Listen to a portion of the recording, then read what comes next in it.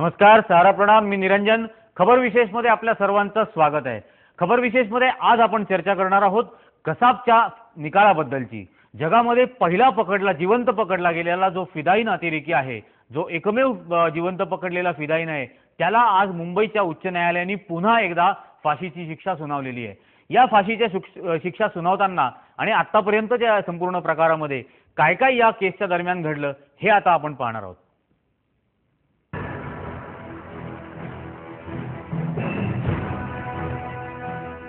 26/11/2008 भारतासाठी काळा दिवस, मुंबईकरांसाठीचा अत्यंत क्रूर दिवस। मुंबईवर झालेल्या 26/11च्या हल्ल्यातील शहीद आणि मृतांना 819 दिवसानंतर आज न्याय मिळालाय। या हल्ल्याप्रकरणी एकमेव जिवंत असलेला दहशतवादी अजमल कसाबच्या फाशीवर उच्च न्यायालयाने शिक्कामोर्तब केलाय। मुंबई दहशतवादी हल्ल्याप्रकरणी कसाबला फाशीची शिक्षा कायम करण्यात आली आहे। या दहशतवादी हल्ल्याला मदत करणाऱ्या फहीम अन्सारी आणि सबाउद्दीन अहमद यांची उच्च न्यायालयाने मात्र सुटका केली आहे। कसाबला फाशीची शिक्षा कायम झाली असली मात्र त्याच्याकडे आणखी 2 पर्याय आहेत। पहिला पर्याय सर्वोच्च न्यायालयात अपीलाचा, तर दुसरा राष्ट्रपतींकडे दयेचा अर्ज करण्याचा। कसाबवर ठेवण्यात आलेल्या कलमांकडे पाहता सर्वोच्च न्यायालयातही फाशीची शिक्षा कायम राहण्याची शक्यता आहे। पाहूया कसाबवर कोणते गुन्हे ठेवण्यात आलेत। भारताविरुद्ध युद्ध पुकारणं, सामूहिक हत्याकांड घडवून आणणं, हत्येचा प्रयत्न करणं, पासपोर्ट शिवाय देशात घुसखोरी करणं, बेकायदा शस्त्र घेऊन देशात घुसखोरी करणं, बेकायदा शस्त्रांची तस्करी करणं, देशात दहशत पसरवणं, सार्वजनिक ठिकाणी गोळीबार करणं, जबरदस्तीनं अपहरण करणं, सार्वजनिक मालमत्तेची हानी करणं। कसाबवरील हे सर्व आरोप सिद्ध झालेत। दहशतवाद्यांचा खलनायक पाकिस्तानी दहशतवादी अजमल अमीर कसाब याच्या फाशीच्या शिक्षेवरती आज उच्च न्यायालयाने शिक्कामोर्तब केलेला आहे। स्वतःचा बचाव करण्यासाठी कसाबने वेळोवेळी वेगवेगळे पवित्रे घेतले। कधी आपला जबाब त्याने बदलवला तर कधी तो मी नव्हे असं म्हणून त्याला खोटं गोवण्यात आलेलं आहे अशी दिशाभूल करण्याचा प्रयत्न त्याने न्यायालयात केला। अर्थात या कसाबच्या सगळ्या खेळी आम्ही हाणून पाडल्या आणि कसाबने ह्या 166 लोकांची त्याने व त्याच्या साथीदारांनी हत्या केली आहे हा आरोप मान्य करून त्याला फाशीची शिक्षा ठोठावली आहे। कसाबच्या विरोधात मुंबई पोलिसांनी जवळपास 11,000 पानांचा चार्जशीट दाखल केला होता। कसाबशिवाय फहीम अन्सारी आणि सबाउद्दीन यांच्यावरही 86 आरोप ठेवण्यात आले होते। 819 दिवस हा खटला चालला। 653 साक्षीदारांच्या साक्षी घेण्यात आल्या। 15 एप्रिल 2009 साली या खटल्याला सुरुवात झाली। आणि सगळ्यांचं अभिनंदन करीन, ही सजा लवकरात लवकर इम्प्लिमेंट व्हावी यासाठी जे प्रयत्न करणं आवश्यक आहे तेही राज्य सरकारमार्फत केले जातील। कसाबला लवकरात लवकर फाशी झाली पाहिजे, यासाठी जे काही करावं लागेल ते राज्य शासन करील। फहीम आणि सलाउद्दीन या दोघांची जी मुक्तता झालेली आहे त्या बाबतीत आमच्या वकिलांचं आणि तपासी अधिकाऱ्यांचं पूर्णपणे आजही मत आहे की त्यांच्या विरोधात मजबूत पुरावे आहेत, म्हणून या बाबतीत सुप्रीम कोर्टामध्ये अपील करण्याचा निर्णय हा वकिलांच्या सल्ल्याने घेतला जाईल। कसाबवर IPC कलमानुसार खालील कलम लावण्यात आली: भारतीय विस्फोटक कायदा, भारतीय पासपोर्ट कायदा, Indian arms act, Indian railway act, Bombay police act, custom act.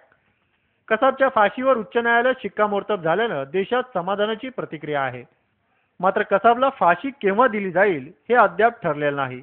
त्याच्याकडे सर्वोच्च न्यायालयाचा पर्याय बाकी आहे।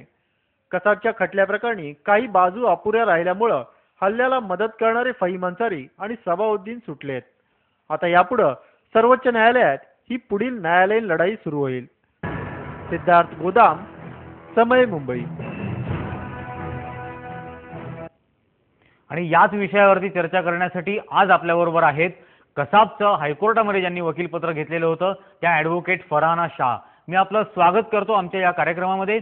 फरहानाजी, मला तुम्हाला पहिला एक प्रश्न अगदी थेट विचारायचा आहे.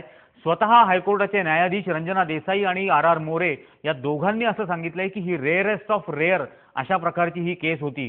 तर हायकोर्टाच्या न्यायाधीशांना असे कुठले मुद्दे वाटलेत की ज्याच्यामुळे त्यांना ही रेअरेस्ट ऑफ रेअर केस आहे असं त्यांचं मत बनलं?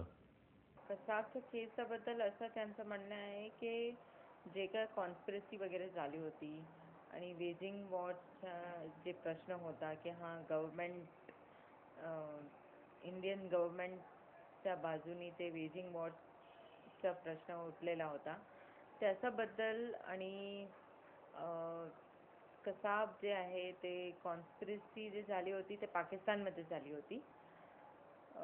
आणि 2-3 असा मुद्दा आहे की ते 26/11ला अटॅक केले आणि सर्व लोकांना के इनोसेंट लोक वगैरे CSTला होते, हॉटेलमध्ये होते, ते सर्व लोकांना आणि अंधाधुंद फायरिंग करून ते सगळे केलेलं आहे. म्हणून ते रेअरेस्ट ऑफ दी रेअर केसमध्ये ते हायकोर्टाने त्यांना मान्यता केलेली आहे. रेअरेस्ट ऑफ रेअर ही केस आहे, ही आणखीन एका रेअर अर्थाने अशी आहे कारण की या जगामध्ये पहिल्यांदा ज्या फिदाईन अतिरेक्याला जिवंत पकडलं, अशा जिवंत पकडलेल्या अतिरेक्याच्या वकीलपत्र आपण घेतलेलं होतं. त्याच्या सुटकेसाठी आपण प्रयत्न केलेले होते, पण तरीही त्याच्यावरती फाशीची शिक्षा हायकोर्टाने कायम ठेवली आहे. मला तुम्हाला हा प्रश्न विचारायचा आहे की असं असून सुद्धा तुमची बाहेर आल्यानंतरची प्रतिक्रिया, कोर्टाच्या बाहेर आल्यानंतरची अशी होती की अजूनही कसाबला चान्स आहे, आम्ही त्याच्याबरोबर चर्चा करू आणि सुप्रीम कोर्टात अपील करू. अजून आपल्याला असं का वाटतंय की अजूनही कसाबला संधी आहे आणि तो कोणत्या मुद्द्यांवरती सर्वोच्च न्यायालयामध्ये अपील करू शकेल? संधी म्हणजे एवढा असं आहे की ते त्यांचा राईट आहे. कारण जे काय लिगल प्रोसिडिंग्स आतापर्यंत झालेली आहे ते कोर्टासमोर होते आणि त्यांना सगळे कळवलेलं आहे की असं असं पोझिशन आहे त्यांची. आणि आता पण जे हायकोर्टात ते लेटर पाठवलेला होता त्यानंतर आमचं अपॉइंटमेंट झाले. आम्ही लोक त्यांना जाऊन भेटले, त्यांची भेट घेतली, त्यांचं इन्स्ट्रक्शन घेतले आणि जे काय ॲप्लिकेशन वगैरे आम्ही लोक केले त्याच्याबद्दल नंतर जे आहे, कारण की ते शनिवारी मी त्यांना भेटले होते त्यावेळी मी त्यांना कळवले की आपल्याला जे काही सोमवारी निकाल होणार त्याच्यानंतर जे काही स्टेप घ्यायचे ते आपल्याकडे आणखीन लीगल स्टेप घ्यायला प्रोव्हिजन आहे. म्हणून ते ठीक आहे म्हणाला. बाकी जास्त काय नाही बोलले, पण असं वाटते की त्याच्याबद्दल त्यांना जे माहिती आम्ही लोक दिलेली आहे ते त्यांची सदी आहे, डेफिनेटली आहे. फरहानाजी, 2 दिवसांपूर्वी आपण प्रतिक्रिया समय मुंबईलाच अगदी एक्सक्लुझिव्हली दिली होती की कसाबला मी आत्ता आर्थर रोड जेलमध्ये भेटून आलेले आहे आणि कसाब हा अत्यंत व्यथित झालेला आहे, निकालाचं त्याला टेन्शन आलेलं आहे आणि त्यांनी दाढी वाढवलेली आहे, अन्न पाणी सोडलेलं आहे. पण आज उच्च न्यायालयामध्ये आलेला कसाब हा तुम्ही वर्णन केलेल्या कसाबसारखा नव्हता. तो शांत बसलेला होता. किंबहुना निकाल फाशीची सुनावल्यानंतर तो हसायला लागला.